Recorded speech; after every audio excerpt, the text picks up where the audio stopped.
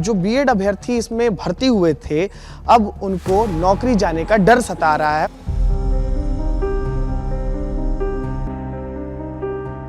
कि बहुत बुरी परिस्थितियों में भी मैंने अपने स्वाभिमान को कभी नहीं गंवाया है, लेकिन अगर ये जॉब चली जाती है तो मेरा स्वाभिमान नहीं रहेगा तो मैं किस तरीके से जीऊंगी।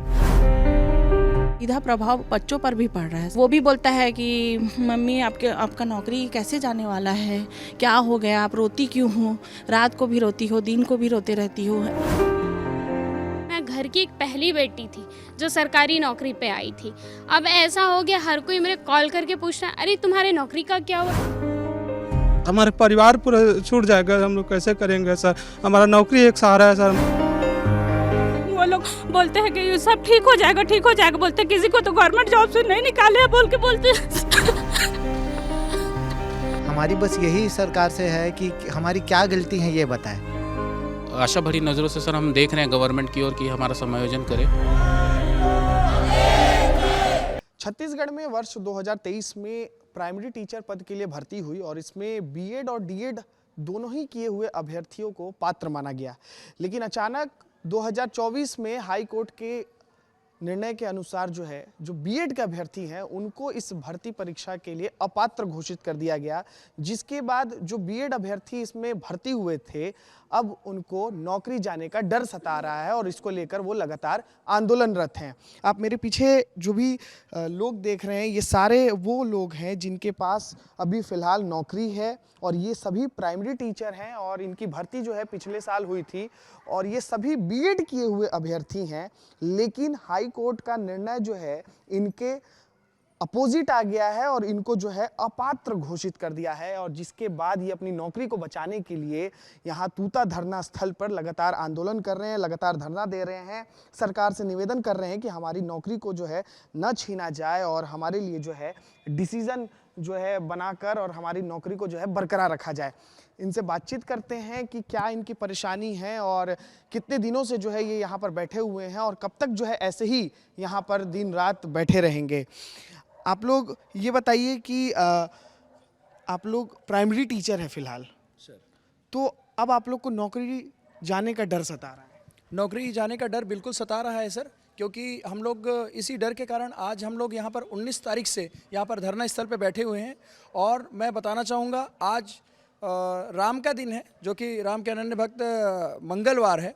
और आज हमारे साथ ये जो आदरणीय देव नारायण जी हैं, जो कि हमारे यहाँ एक शिक्षिका है जो कि ज्ञापन सौंप के जाते हुए जिनकी मृत्यु हो गई थी, आज वो अमर शिक्षिका के पिता हमारे साथ बैठे हुए हैं 19 तारीख से सर। और राम राज्य में बिल्कुल हम लोग एक चीज़ का मांग करते हैं कि विष्णु जी के शासन में हमें किसी भी तरह हमारी सेवा सुरक्षित करके सुशासन का परिचय दिया जाए।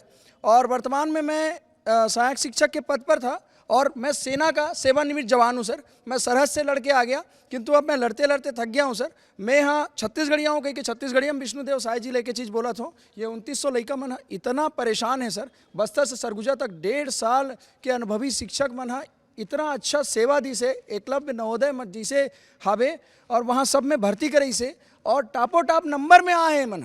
ये शिक्षक मन धरोहर है राज्य के। और आज कोई भी नेता मंत्री मना हम आके यहाँ पर नहीं मिले हैं कि काबर तुम धरना देते हो और कैसे धरना देते हो कह के। एक बार यहाँ पर आके पूछतीस, यहाँ पर रात के रोत रहे मना बिलावत रहे, एकदम परेशान हैं। और हमार जो मुख्यमंत्री जी है और यहीं से हम अपन प्रधानमंत्री जी सब लोग गुहार लगाथन कि गजट आए के बाद आज हमन बीएड मन इतना परेशान हो गए हन, हमार मन पर कैसनो करके रास्ता सुरक्षित करे सर। ओकर पर मैं विष्णुदेव साय जी ला कथूँ। आपकी बेटी थी, हाँ, उनका देहांत हो गया। हाँ, मेरी बेटी थी, वो दंतेवाड़ा आई थी वो ये आवेदन देने के लिए। तो जाते वक्त उनके एक्सीडेंट हो गए। किस चीज़ के लिए जा रही थी? इस ज्ञापन देने के लिए। सहायक शिक्षक जो निकले बीएड वाले हैं उनको निकाल रहे हैं ऐसे। ये सूचना में वो यहाँ कलेक्ट्रेट में पिछले साल भर्ती हुई थी। हाँ, पिछले साल भर्ती हुई थी। तो ज्ञापन देकर वापस जा रही थी अपने निवास स्थान में, वहाँ जाते वक्त उनका एक्सीडेंट हो गया। अब मैं उनके वो तो चली गए, ये वो स्वर्गवास हो गई। मैं जितना मैं उनके साथी देखता हूँ, उनके सहेली देखता हूँ, मुझे ऐसा नज़र आता है मैं अपनी बेटी को देख रहा हूँ। मुझे दर्द हो रहा है कि ये छोटे छोटे बच्चे लेकर, जिनकी शादी हो गई है, वो छोटे बच्चे लेकर वो सरगुजा से पैदल आ रही थी यहाँ ये धरना के लिए, मांग के लिए। मैं उनका दर्द देखा नहीं गया। मैं फिर वहाँ उस दिन से मैं यहीं हूँ, उनको समझाता हूँ। हर कम से कम धीरे धर 6 दिन हो गए आज। हाँ हाँ, मेरा मांग है कि कम से कम मेरे बच्चे तो उनके स्वर्गवास हो गए, लेकिन इन लोगों का कम से कम सेवा सुरक्षा है, उनकी नौकरी बचा रहे, यही मांग कर। मेरे बच्ची का उम्र 28 वर्ष थी, 29 चल रही थी, नहीं हुई थी शादी। मैं वही मांग करता हूँ सरकार से, सब मंत्रियों से, ये छत्तीसगढ़ की, कि इन लोगों को बीएड धारियों का उनका वो पद है सहायक शिक्षा का, वो सुरक्षित करें या कि किसी पद में उनको समायोजन करें। अच्छा, आप ये समझाइए मुझे कि जब भर्ती हुई थी और जब भर्ती के लिए जो आवेदन निकाले गए होंगे, तो उस समय क्या टर्म्स एंड कंडीशंस थे? क्या आप लोगों को कैसे पात्र जो है उस समय दिखाया गया था? असल में सर, जब ये भर्ती निकली थी 4 मई 2023 को, उस समय केंद्र सरकार ने जो गैजेट बनाया था, एनसीटी ने, केंद्र सरकार की एजेंसी है, उसने 2018 में गैजेट बनाया था। उसमें ये था कि बीएड और डीएड दोनों मान्य होंगे। उस बेस पे छत्तीसगढ़ का राज्य पत्र बना था, गैजेट बना था। उस राज्य पत्र के बेस पे यहाँ पे भर्ती निकली थी। उस हिसाब से, इस नोटिफिकेशन के हिसाब से हम मान्य थे। उस समय हम दोनों को एलिजिबल किया गया था और आगे चल के दोनों को लिया गया। और बाद में ये भर्ती जो है वो चैलेंज हुई तो हमारा जो जो ज्वाइनिंग लेटर था, उस ज्वाइनिंग लेटर में एक टर्म्स एंड कंडीशन ऐड हो गया। लेकिन केंद्र सरकार ने जब वो गैजेट को बनाया है और बाद में जाके वो चैलेंज हो रहा है और एक पूरी प्रक्रिया ख़त्म हो गई, रिजल्ट आ गया, मेरिट लिस्ट आ गई, तो फिर ये तो अन्याय हुआ ना हमारे साथ। कितने दिन आप लोग नौकरी की है अभी तक? हम लोग सर 1.5 साल नौकरी कर चुके हैं, 15 महीना करीब नौकरी हो गई है हमारी। और कितने ऐसे अभ्यर्थी हैं जो बीएड किए हुए हैं? सर, इसमें बीएड और डीएड दोनों का चयन हुआ था। हम लोग करीब 2900 लोग बीएड वाले हैं और 2500 लोग डीएड वाले हैं, जिनका मेरिट लिस्ट में मेरिट के हिसाब से चयन हुआ, उनको बराबर नियुक्ति मिली है। ऐसा नहीं था कि सिर्फ बीएड के कैंडिडेट्स को नियुक्ति मिली है या हमको कुछ एक्स्ट्रा प्रेफरेंस मिला है। जो मेरिट में आया उनको नियुक्ति मिली है। तो अब आप लोग क्या चाह रहे हैं कि मतलब नौकरी ना जाए? हम लोग सर यहाँ धरना पे इसलिए बैठे हैं क्योंकि हम लोग की सरकार से वार्ता चल रही थी कंटिन्यू, तो हमको कुछ ऐसा पॉजिटिव मिला नहीं। कोई कोर्ट का ऑर्डर आ गया, हाई कोर्ट का, तो उसमें ये था कि 14 दिन के अंदर हमको निकाल करके डीएड वालों को नियुक्ति देना है। तो हमारे पास कोई ऑप्शन नहीं था। सरकार से हम गुहार लगा रहे थे, सरकार की तरफ से अभी तक हमें कुछ पॉजिटिव समर्थन मिला नहीं। तो हम लोग बस उनसे यही रिक्वेस्ट कर रहे हैं सर, यहाँ पे आके कि हमारी बात यहाँ पे आके सुन ले और कुछ हमारे लिए समाधान निकाले, क्योंकि 3000 लोगों को नौकरी से निकालना, 15,000 लोगों का परिवार बर्बाद करना सर कहीं से भी न्याय नहीं है। सुशासन की सरकार कहा जाता है विष्णुदेव साय जी की सरकार को। तो सर ये बिल्कुल ही मतलब 15,000 लोगों के साथ अन्याय हो जाएगा। अगर ऐसा कुछ होता है तो सबके सब हम लोग बेरोजगार हो जाएंगे। तो हम लोग यही विनती कर रहे हैं कि सरकार इस बात को गंभीरता से ले और ठीक है, जो माननीय न्यायालय का ऑर्डर है जो भी है, लेकिन हमारा जो है हमारे लिए कुछ ना कुछ समाधान करे, हमारी नौकरी को जो है वो सुरक्षित करे। ठीक है, तो देखिए इनके हाथ में अगर आप देखेंगे पोस्टर है कि विष्णु के राम राज्य में निर्दोष शिक्षकों को वनवास क्यों? क्योंकि इनकी मांग ये है कि इनकी जो नौकरी है, जो ये पिछले 1.5 सालों से नौकरी कर रहे हैं, वो नौकरी ना जाए, क्योंकि अब इन्हें अपात्र घोषित कर दिया गया है। देखिए तमाम वो प्राइमरी टीचर हैं जिनके हाथ में आप पोस्टर देख पा रहे हैं, ये तूता धरना स्थल पर बैठे हुए हैं। बीएड सहायक शिक्षकों की नौकरी सुरक्षित करे साय सरकार, हम हैं अपना अधिकार मांगते, नहीं किसी से भीख मांगते। इस तरीके के आपको यहाँ पर ये नारे और स्लोगन जो है लिखे हुए दिख जाएंगे। और चाहे दोपहर का समय हो, चाहे रात का समय हो, अभी शाम और रात होने वाला है, शाम का समय है, ये अभी भी जो है यहीं पर डटे हुए हैं। आप देखिए तमाम ये पोस्टर, यहाँ तक कि देखिए ये भी लिखा हुआ है कि छत्तीसगढ़ सरकार फैसला करे, सेवा सुरक्षा या इच्छा मृत्यु। तो इस तरीके के स्लोगन जो है ये प्राइमरी टीचर्स अपने हाथों में लिए हुए यहाँ पर नज़र आ रहे हैं। आप कहाँ से आती हैं? सर मेरी पोस्टिंग कांकेर क्षेत्र में हुई है और मैं प्रॉपर वैसे तो रायपुर से हूँ। मुझे एक ही बात कहनी थी कि पारिवारिक परिस्थितियाँ मेरी ऐसी थी कि मुझे 45 साल की उम्र में इस नौकरी के लिए पढ़ाई करनी पड़ी और मेरिट में आने के बाद मैंने ये नौकरी पाई है। इस एज में जब मैंने ये नौकरी पाई तो बहुतों के लिए मैं एक प्रेरणा स्रोत बन गई थी कि इस एज में भी अच्छे मुकाम को पाया जा सकता है। और आज अगर सरकार हमको इस नौकरी से निकाल देती है तो जो मैं प्रेरणा स्रोत बन गई थी दूसरों के लिए, वही उपहास का पात्र बन जाऊंगी। और इसीलिए मेरी विष्णु सरकार से एक ही विनती है कि मुझे उपहास का पात्र मत बनने दीजिए, क्योंकि बहुत बुरी परिस्थितियों में भी मैंने अपने स्वाभिमान को कभी नहीं गंवाया है। लेकिन अगर ये जॉब चली जाती है तो मेरा स्वाभिमान नहीं रहेगा तो मैं किस तरीके से जीऊँगी। तो प्लीज़ सर, किसी भी तरीके से हमारी सेवा सुरक्षा कीजिए ताकि मेरा स्वाभिमान बना रहे। कितने बच्चे, आप शादी हो गई है? मैं सिंगल हूँ सर जी। तो घर में माता पिता का ध्यान रखती हैं? जी सर, पिताजी का कोविड के टाइम में देहांत हो चुका है। मम्मी की जवाबदारी भी अभी मेरे ऊपर है सर। इकलौती मतलब आप घर को देखभाल करने वाली? जी सर। तो कहाँ की रहने वाली आप? यही रायपुर में है सर मेरा घर। आँख में आंसू आ गया है क्योंकि देखिए नौकरी जाने का डर सता रहा है। 45 साल की उम्र में जो है नियुक्ति हुई और आप लोग भी लगातार जो है हम हैं अपना अधिकार मांगते, अधिकार के लिए यहाँ पर डटे हुए हैं। जी सर, बिल्कुल हम लोग अपने अधिकार के लिए डटे हुए हैं और मैं आपको दिखाना चाहूँगा यही वो क्या है ये? नोटिफिकेशन है जिसके तहत हम लोगों ने एग्ज़ाम क्वालिफाई किया है। क्या लिखा और एक हुआ है इसमें? ये राजपत्र समझाइए। दिखाएंगे मैम थोड़ा। और ये छत्तीसगढ़ का लिखा राजपत्र। हुआ क्या है ये समझा दीजिए। ये सर यहाँ पे लिखा हुआ है कि इस एग्ज़ाम के लिए डीएड और बीएड दोनों को दोनों क्वालिफाइड हैं। डीएड एंड बीएड दोनों क्वालिफाई है असिस्टेंट टीचर के लिए। और ये हमारा छत्तीसगढ़ का राजपत्र है, उसमें भी लिखा हुआ है कि डीएड और बीएड उत्तीर्ण होना चाहिए सहायक शिक्षक के लिए। और सर हम लोग नोटिफिकेशन को देख के डीएड और बीएड दोनों के दोनों अभ्यर्थी साथ में पढ़ाई किए हैं और साथ में पढ़ाई करने के बाद में अब चूँकि हम लोग ने सब मेहनत तो सब ने की रहती है, परंतु हमारे नंबर अच्छा है और अच्छे आने के साथ साथ हम लोग मेरिट में आए और मेरिट के आधार पर हम लोग को ये नौकरी मिली सर। और नौकरी मिलने के बाद में अचानक से हाई कोर्ट में और सुप्रीम कोर्ट में कुछ बातचीत होती है और उसके बाद ये फैसला निकाला जाता है कि प्राइमरी स्कूल में पढ़ाने के लिए बीएड कैंडिडेट्स अपात्र घोषित किया जाता है। ठीक है, देखिए हाथ में बच्चा है, गोद में बच्चा जो है खेल रहा है। आप भी प्राइमरी टीचर हैं फिलहाल? जी सर। कहाँ की रहने वाली हैं आप? मैं सर रतनपुर बिलासपुर की रहने वाली हूँ। और कहाँ पदस्थ थी आप? मैं खड़गवा ब्लॉक देवादार विलेज है, वहाँ पदस्थ हूँ। अच्छा, जी। तो आपके तो बच्चे भी हैं, काफ़ी तकलीफ हो रही होगी। जी सर, मेरा एक बड़ा बेटा भी है 7 साल का और हम लोग बहुत मानसिक स्थिति हम लोगों की ठीक नहीं है सर। नौकरी जाने का डर है हम लोगों को बहुत ज़्यादा और इसका जो प्रभाव है वो बच्चों पर भी पड़ रहा है। मेरा बड़ा बेटा भी है 7 साल का। तो हम लोग अनुनय यात्रा 14 तारीख से निकाले हैं सरगुजा संभाग से, मतलब अंबिकापुर ज़िला से। तो वहाँ पे मैं अपने बड़े बेटे को भी लेकर के गई थी, फिर उसका तबीयत ख़राब हो गया तो फिर उसको घर पे रख दी हूँ। तो वो भी बोलता है घर पे अपनी दादी को कि दादी मैं बोलूँगा न्याय क्या चाहिए तो आप बोलिएगा कि मेरी मम्मी को न्याय चाहिए। मतलब इसका सीधा प्रभाव बच्चों पर भी पड़ रहा है सर।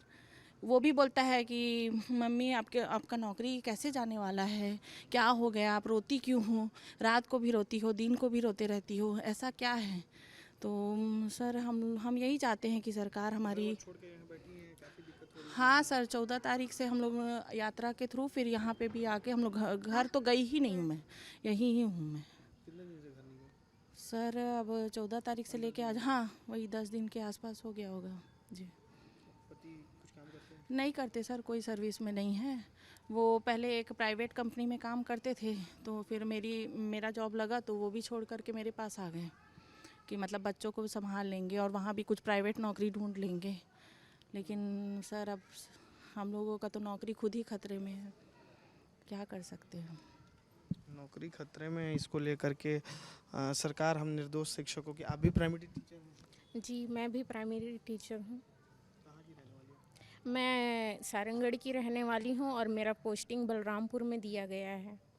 क्या दिक्कत हो रही है? अभी ये इतना दिक्कत है कि घर में जब भी बात करते हैं तो बात कर नहीं पाते हैं, घर जाना है मुश्किल हो गया है सर। अभी मेरे घर वाले का कॉल आया था तो मैं ढंग से बात नहीं कर पा रही थी। वो बोल रहे थे कि कब घर आओगी, तो इसका जवाब मैं नहीं दे पा रही हूँ सर। कितने दिन से घर से बाहर हो? जब से अनुनय यात्रा है तब से मैं यहीं पर हूँ सर।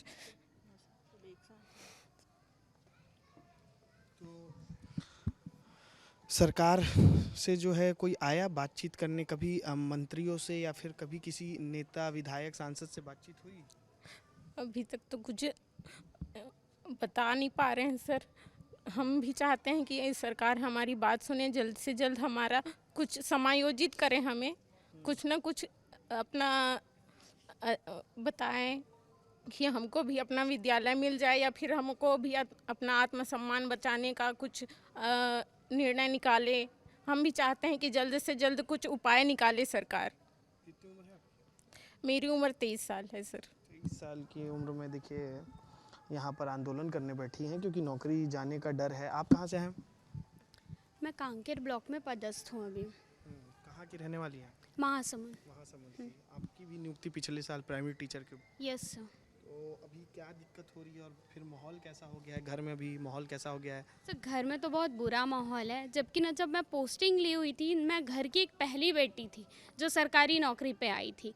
अब ऐसा हो गया हर कोई मेरे कॉल करके पूछ रहा है अरे तुम्हारे नौकरी का क्या हुआ, तुम्हारे नौकरी का क्या हुआ। अब मैं फ़ोन भी नहीं उठाती उस चक्कर में कि मैं क्या जवाब दूंगी। गलती हमारी नहीं है फिर भी हम लोगों से मुँह छुपा रहे हैं कि क्या हुआ है। हमें ऐसे लगता है कि हम ही दोषी हैं, हम कुछ गलत किए होंगे। हमारे गैजेट में जो लिखा था हम उसके हिसाब से ही एग्ज़ाम दिए हुए थे कि डीएड और बीएड दोनों एलिजिबल है, फिर भी हम दोषी हैं। तो सरकार से मैं यही निवेदन करती हूँ कि हम निर्दोष हैं तो हमें समायोजन करिए, कहीं ना कहीं हमें समायोजित करिए और हमारी नौकरी सुरक्षित करिए।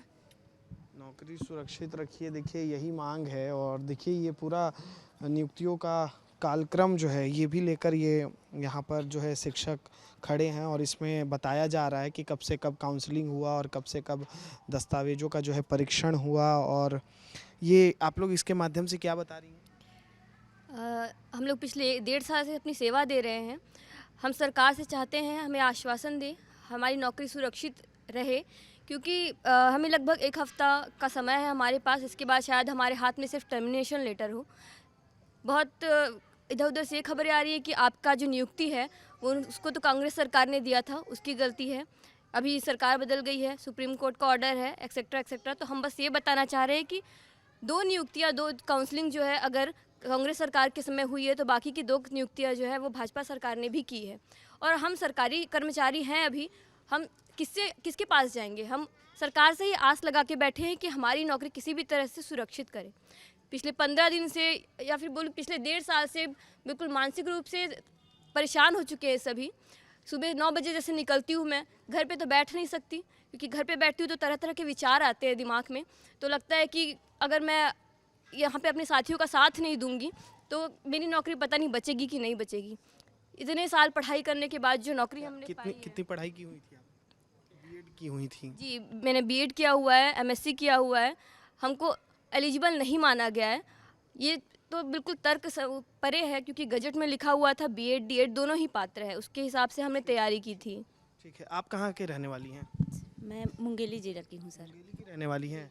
तो मुंगेली की रहने वाली हैं, आपकी भी भर्ती हुई थी, तो अभी क्या डर सता रहा है? घर में कैसा माहौल है जब इस तरीके की खबर सामने आई? सर घर में भी सभी परेशान हैं, मम्मी पापा और मतलब हम भी, हमारी भी जो मानसिक स्थिति है, मतलब जिस दिन से ये डिसीजन आया है कि हम लोगों को टर्मिनेट कर दिया जाएगा, तब से एक तरह से मतलब टेंशन बनी रहती है। घर वाले भी पूछते हैं कि क्या होगा। अभी जैसे मैं आई हूँ तो मम्मी पूछ रही थी कि क्या हुआ, वहाँ गए हो तो मतलब क्या जवाब दे। अब इतने दिन से सर हम लोग यहाँ निकले हुए हैं, हमारे साथी अनुनय यात्रा से भी निकले हैं, लेकिन अभी तक सरकार की तरफ से कोई भी हमको बस आश्वासन ओरली देते हैं कि आप लोग के साथ है, लेकिन लिखित में हमको कुछ भी नहीं मिला है।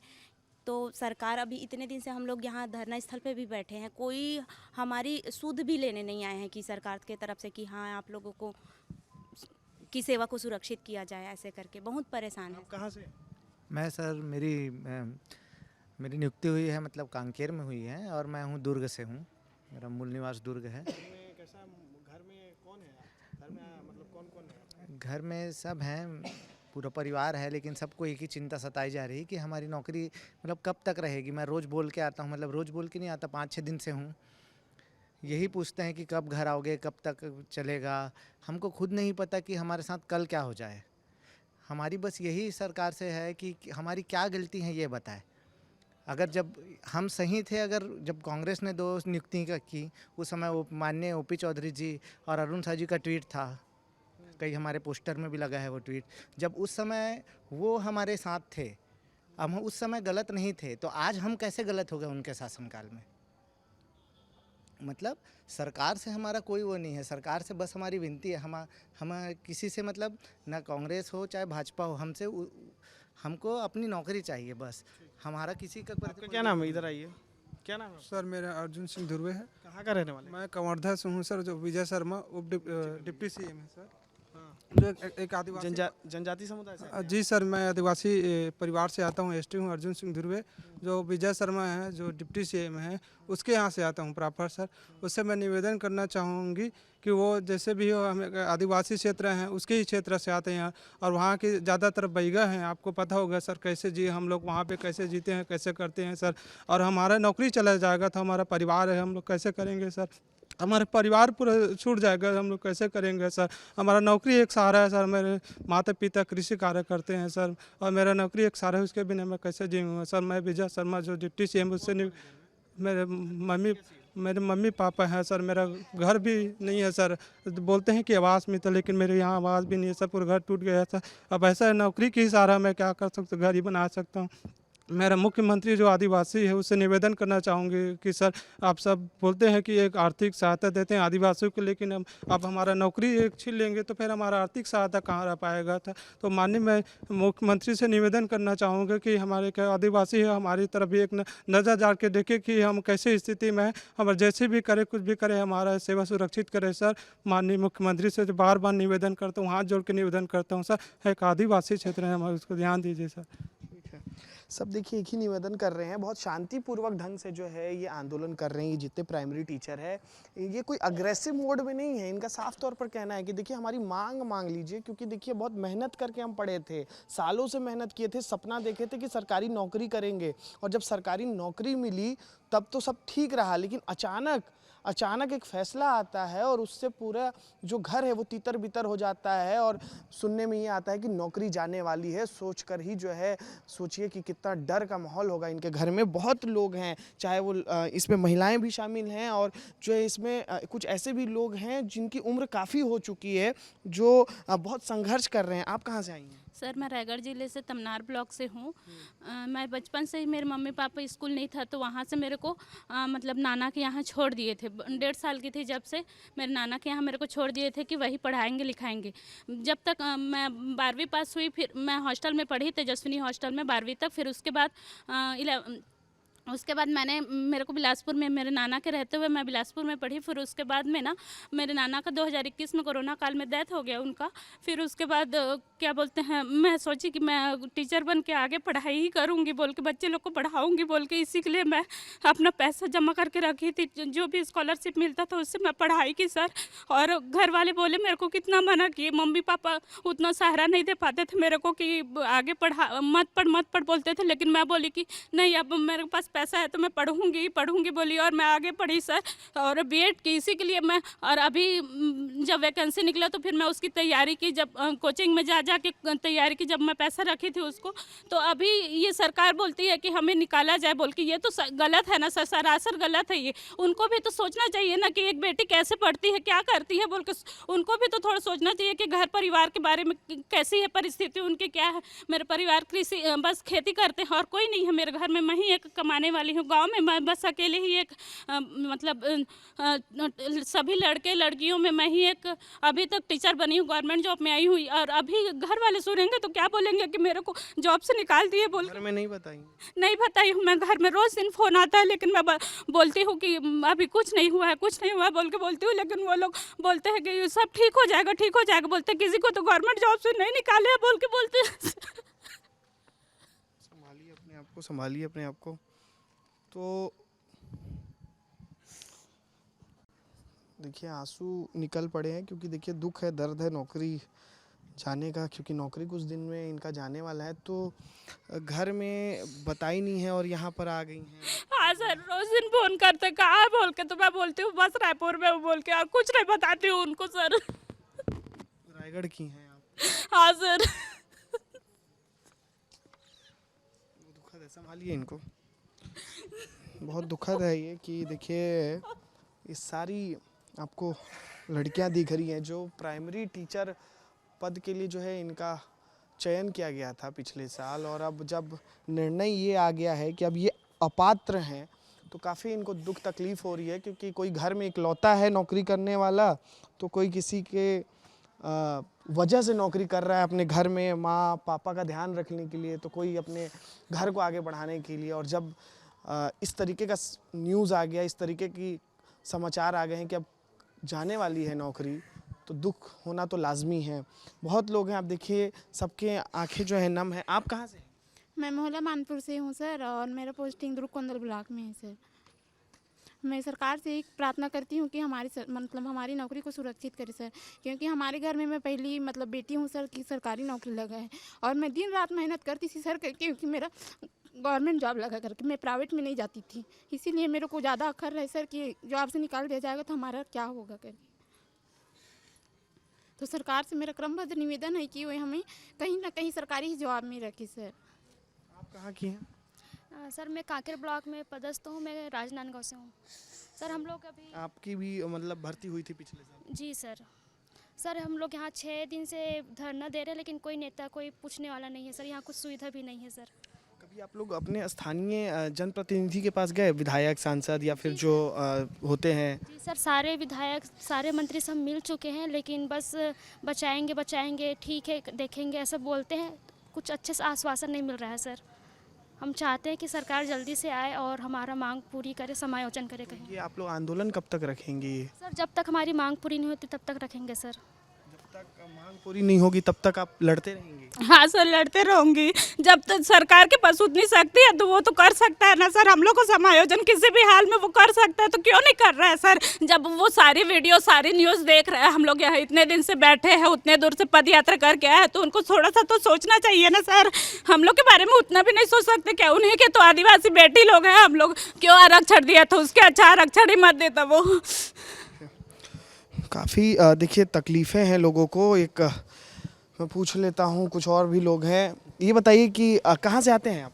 सर मैं केशकाल ब्लॉक में। केशकाल से आते हैं जी। तो आपकी भी नियुक्ति हुई थी और अब डर सता रहा है कि नौकरी चली जाएगी। क्या सरकार से मांग क्या है, अब सरकार से क्या चाहते हैं ये बताइए।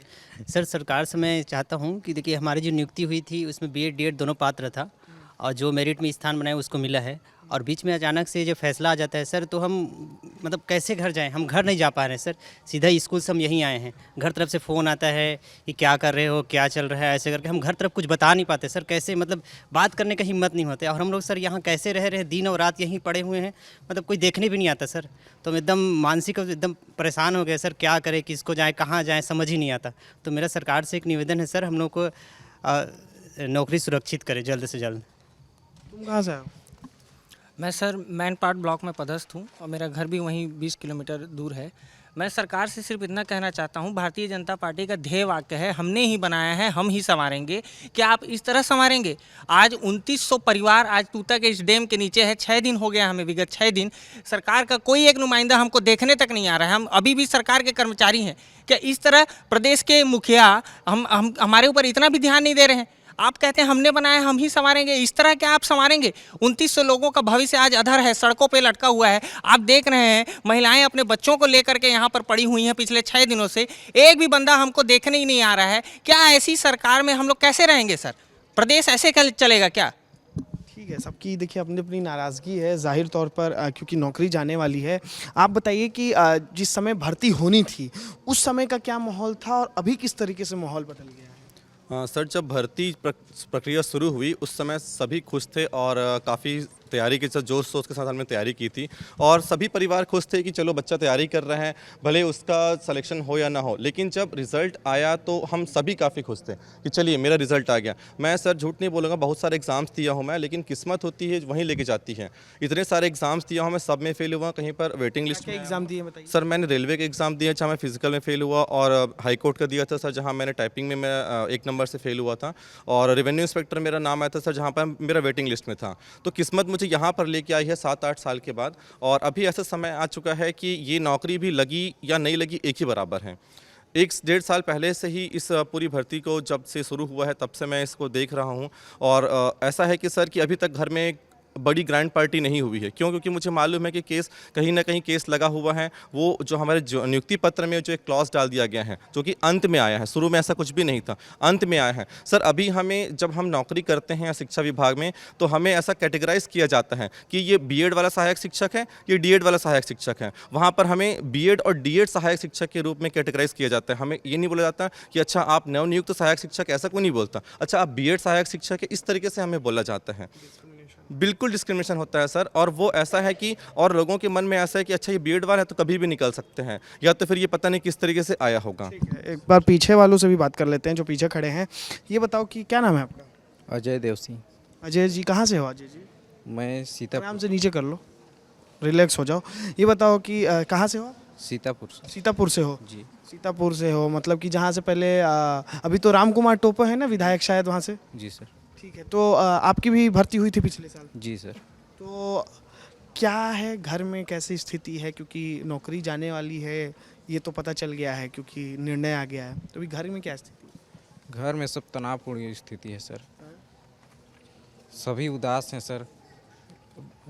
बोल रहे थे कि बेटा का नौकरी लगा है, लेकिन देखने से बात करने लायक नहीं है। तुम कहाँ से हो यार? जी सर, मैं अजय कुमार पेंडर रोड से हूँ सर। अभी मैं मनेंद्रगढ़ ब्लॉक में हूँ सर। सर मैं 12वीं मतलब कि मेरी माँ तो बचपन में चली गई थी, मतलब पापा ही सब कुछ किए हैं। और सर मेरे पापा मतलब खेती किसानी ही पढ़ा के मतलब 12वीं 2013 में पास आउट हो गए सर। उसके बाद मैंने प्राइवेट जॉब किया सर नवा किसान में। उसके बाद सर पास में ही सर फिर 2013 से 19 तक मैं Indira Gandhi national tribal university में सेंट्रल यूनिवर्सिटी में पढ़ाई किया सर। उसके बाद 2019 के बाद सर मैं यहाँ आरंग सर पास में रेत खदान है, मैं 3 महीना काम किया सर गर्मी के समय में। उसके बाद वहाँ से मैंने पढ़ते रहा सर। फिर एक सेजेस स्कूल स्वामी आत्मानंद मरवाही में सर मैं 2 साल वहाँ लेक्चरर हिंदी की पोस्ट पर था सर 2 साल से। उसके बाद फिर मेरा असिस्टेंट टीचर में हो गया सर। तो नौकरी छोड़ दी?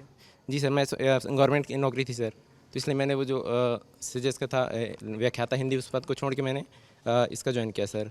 घर में काफ़ी सब खुश थे सर कि चलो गवर्नमेंट जॉब लग गई।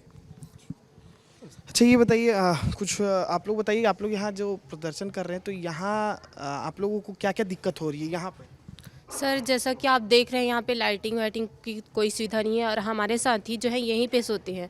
आप मानसिक स्थिति ख़राब रहती इंसान कुछ भी कर सकता है सर। यहाँ पे ना तो हवा पानी की सुविधा है, ना पानी की व्यवस्था है, वॉशरूम भी ढंग का नहीं है सर। और ऐसी स्थिति में सरगुजा से पैदल चल के अनुयायी यात्रा के थ्रू यहाँ पे पहुँचे हैं, और ये 6वां दिन है जो हम यहाँ पे बैठे हैं सर, और सुबह से लेकर शाम तक यहीं रहते हैं। वॉशरूम वगैरह ठीक नहीं है? जी हाँ, यहाँ पर वॉशरूम की सुविधा ढंग से है नहीं, और पानी का भी है नहीं कि पीने के लिए भी ढंग से पानी नहीं मिल पाता है, ना हमें वॉशरूम के लिए भी लड़कियों को तो बहुत ज़्यादा दिक्कत होता है यहाँ पर। जाते जाते आप ये बता दीजिए कि इसका जो है समाधान क्या है, और कब तक सरकार से आप लोग समाधान की अपेक्षा रखते हैं, और अगर इस पर कोई निर्णय नहीं आता है तो आगे आप लोग फिर कैसे जो है इस आंदोलन को बढ़ाएंगे? जी सर, मेरा नाम निशांत है, मैं भानु प्रतापपुर में पोस्टेड हूँ सर। जैसे कि अभी कंटेम्प्ट का केस चल रहा है सर, कंटेम्प्ट के केस में सर जो जज सर हैं उन्होंने ही कहा था कि किसी की नौकरी छीनना समाधान नहीं है। गवर्नमेंट के पास इतने पोस्ट खाली हैं ऑलरेडी, 33,000 भर्तियों के लिए जो है देख ही रही है गवर्नमेंट, तो डीएड वालों को भी ले लिया जाए और बीएड वालों को भी ले लिया जाए। किसी की नौकरी छीनना समाधान नहीं है। तो सर वहाँ पे हमको समायोजित ईजिली कर सकता है सर, गवर्नमेंट के पास ये पावर है कि वो कैबिनेट में एक प्रस्ताव ला करके हमको समायोजित किया जा सकता है। तो सर हमारी तो बस आशा भरी नज़रों से सर हम देख रहे हैं गवर्नमेंट की ओर कि हमारा समायोजन करे। समायोजन करे। देखिए मांग यही है कि समायोजन करे और जो ये बीएड अभ्यर्थी है ये चाहते हैं कि समायोजन हो, इनकी नौकरी जो है न जाए, सरकार इनकी नौकरी को बरकरार रखे। यही जो है इनकी विष्णुदेव साय सरकार से गुहार लगा रहे हैं। कैमरा पर्सन राजेंद्र के साथ अनमोल तिवारी, विस्तार न्यूज।